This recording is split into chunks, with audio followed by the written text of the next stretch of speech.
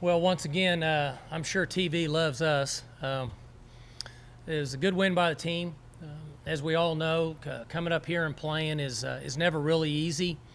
I thought that Coach Rhodes and their staff and their team had a great game plan in all three phases, and I think their players played really hard. I would like to give them credit. I said this earlier in the week, and I'll say it again. Coach Rhodes is a great example of sometimes a coach's record doesn't always indicate the success that they're having. And they're maximizing what they are. And when you come up here, if you don't get into a rhythm early, you're going to be in a battle like this a number of times. So our guys obviously battled back, and very proud of the way that they continued to play. I thought our coaches made really good adjustments once again at halftime. I wish we would have started the game that way, but it didn't work out. And defense rallied, got some stops in the second half. I had mentioned to the team that they were tremendous on the 3rd and 1 and the 4th and 1. I made a mistake in the way we handled that last situation. We should have run our offense, and we didn't.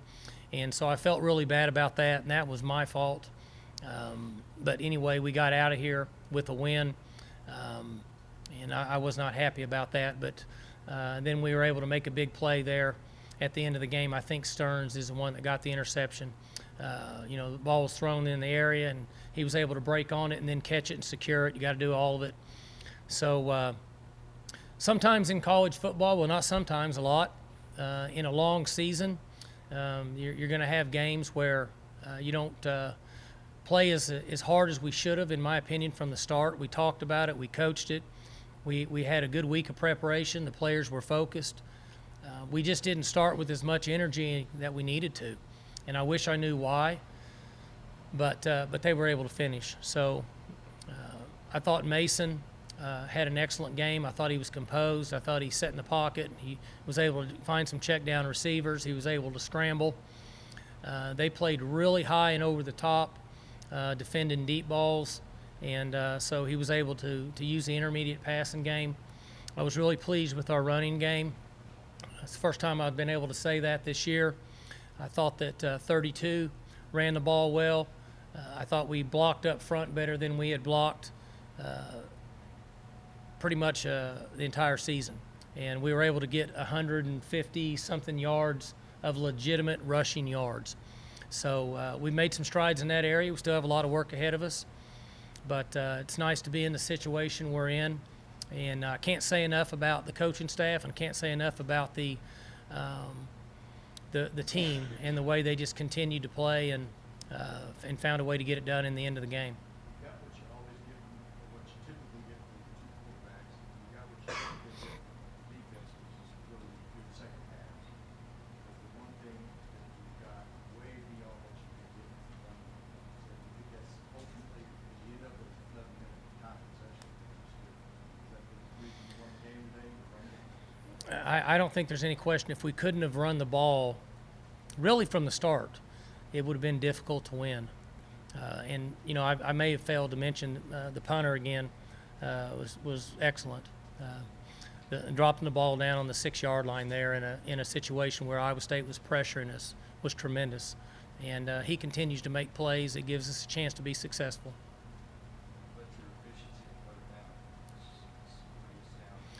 I thought that we were really good on 3rd and long again.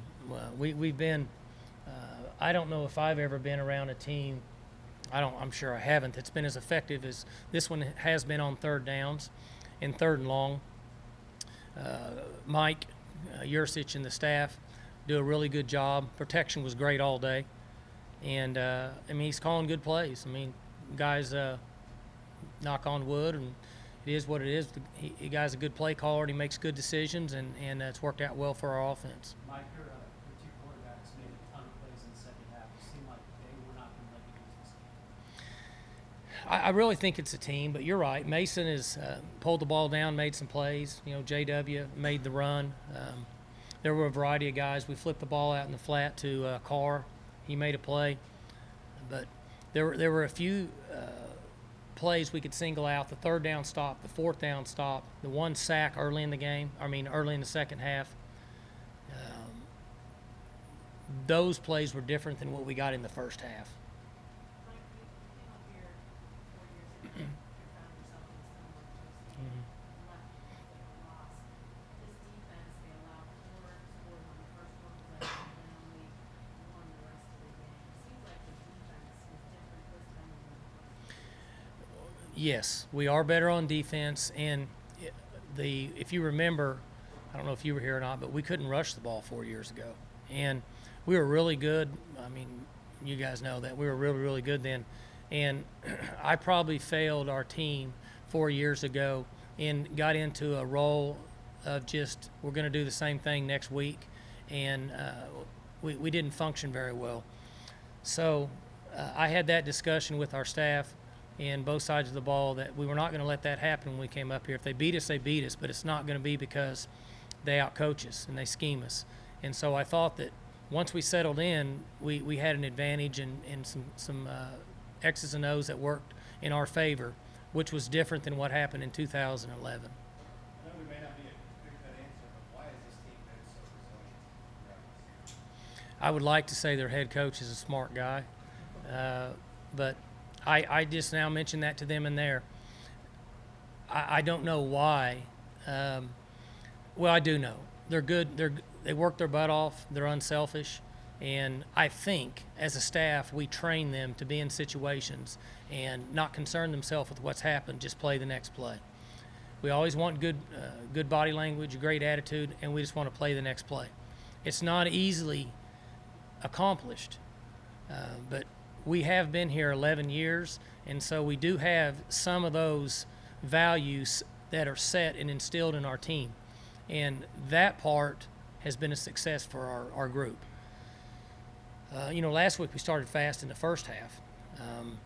You never want to admit it as a coach, but it's not the same when you play on the road as it is at home. It's just not the same. We've been very fortunate that we have been successful on the road, and I think that some of the things that I just mentioned to you are the reason why. And hopefully that's true. Well, when Texas Tech got up 17 on you, they did it with speed. These guys were just more physical Sure. when they got up 17. Sure. Did that concern you? Sure it does. More difficult to come back home? My concern coming in this game was what I shared with all you guys, that when it comes to basic run blocking over a 10-game stretch, this could very well be the best team in our league. Now, I haven't studied OU yet, and I haven't studied Baylor yet. I've seen them on crossover tape. But these guys block. They're good up front. I'm guessing that Coach Rhodes instills that pride in them. This is who we are. Because when they convert fourth and short and when they convert third and short, their linemen are really excited. So I'm guessing they instill in them, hey, this is who we are. We're going to be tough. We're going to run the ball. And so that was a concern of ours coming into the game, because when that happens, the clock's running. So what happened to us is what you don't want to happen is get behind and allow them to rush the ball while the clock's running. On your go-ahead drive, you had third down incompletion and a false start penalty to catch another snap. Is that the best penalty you guys ever taken? When I saw the flag and somebody, the official came up and said it's going to be a dead ball penalty, I thought that's the best break we got all day. And we finally got a break. Somebody was kind of looking over us, and then to convert. At one time we were on the 12-yard line. We had 1st and 25 on the road, and everybody's screaming, and they're ahead, and not the easiest thing to overcome, but stayed patient. I thought the quarterback showed some composure, and for the most part, we caught the football. Trail 55 minutes today. Trail 55. You're just beating me to death, aren't you? You're just killing me. I know you're not. I'm just saying you're just killing me now. Never won a game when you trail 55. I don't know that I've been in very many games that I've been in this year. To be honest with you. Being behind by 17 3 times in a game on the road. And like you said, 55 minutes. So I'm glad they play 60. I know a lot has changed since 2011. Did you find yourself thinking about that game? Sure. All week. it doesn't have anything to do with the preparation with the team, because these guys, 18, 19, 20, 21, 22-year-old, I've got one that's here with me, my oldest one. The world moves too fast for them. They don't think about things that happened years ago. Something that happened a week ago, they've already forgot about it. They're on their phones looking for something new. They want news. They want information. So I don't think it affected them, but those are situations that never go away as a coach. I mean, a lot of the great wins that we've had here, I can't visualize them like I can the losses, and tried to figure out why it happened. Those things eat on me as a coach. The wins, it's all good. But yes, for me to say that didn't cross my mind when they got ahead by 10, winning the fourth quarter, right? It crossed my mind. Surely, got to be kidding me. But the one thing I don't want anybody to lose sight of is they're a very well-coached team, and their players buy in and they play hard and they're good at what they do. In my opinion, that's just my opinion. So like, with the, you got a big microphone, so whatever you say here can or will be heard. Used against you? By the committee, well, or. Sure. Whatever you decide to use. What would your message be to the committee right now? The good thing is the same thing that I said 3 weeks ago. We get to play again Saturday, and I'm not disregarding the importance of each week, but we get to play a team that's been ranked second in the country. So either way, we don't have to politic. We need to prepare and go play the next game. And you guys know me. I'm not a big politic guy anyway. I'm just worried about the next game, and I don't believe in that. But if we were in this situation and we were going to play a team this week who was 3-7, then if you're trying to battle for your team to get to a point, you may have to say something, but we don't have to say anything. We'll have our hands full with the team we're going to play next week, and it'll be all we can do to get ready to play those guys. Mike, the defensive possession before you guys could fall back and go ahead, I'm not sure Emmanuel had any stats on that possession, but he just seemed to be disruptive, getting Mhm. pressure, and they maybe didn't have play pressure, now that I think about it, but he really seems to take it into another gear, and against that offensive line, I have to think that there was some highlights there. You know, it's interesting you bring that up. I thought, and I would have to watch on tape, in my opinion, he's one of the top 2 or 3 defensive ends in the country, period. Early in the game, the first half, I don't know that he was as productive. It was almost like he was in a kind of in a cloud. And then in the end, when we get to that point, I go over and tell him, I said, this is where big-time players change games. And you're a big-time player. And I told the same thing to Vince and Jarrell and those guys rushing off the edge. I said, it's a pass situation. You got to make a play. You're not playing run. You're playing pass. And so I think that helps him. And obviously he's very disruptive in those situations. How much did you think you were going to get out of Jack Weicker tonight?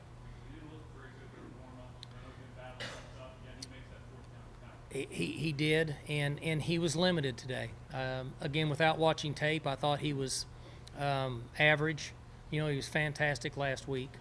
And as coaches, we never want to talk about an emotional state of a team after wins. But we practiced well all week, but we sure didn't play this game very well in the first half. It seemed like a big difference on the defense in the second half was just utilizing the speed that you have in the second half. Is this like one of the fastest defenses you've had that you can ever remember? Oh, this is clearly the fastest defense we've had since I've been a head coach.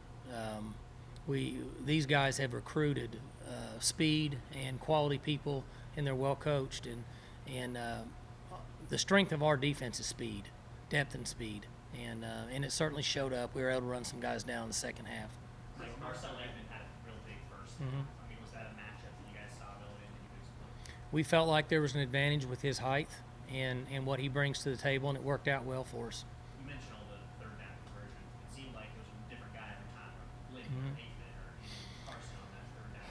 I mean, what does it say about the weapons that you have there? Yeah, Kyle, it's been all year that I thought, and I shared this with the staff, obviously not the first half defensively, but once they get settled in, I thought that our offensive and defensive staff had great plans. I thought the offensive plan was really good, and then defensively we settled in the next half, okay? And then I thought the quarterback made terrific decisions in this game. I thought 32 played better than he's played since the first game.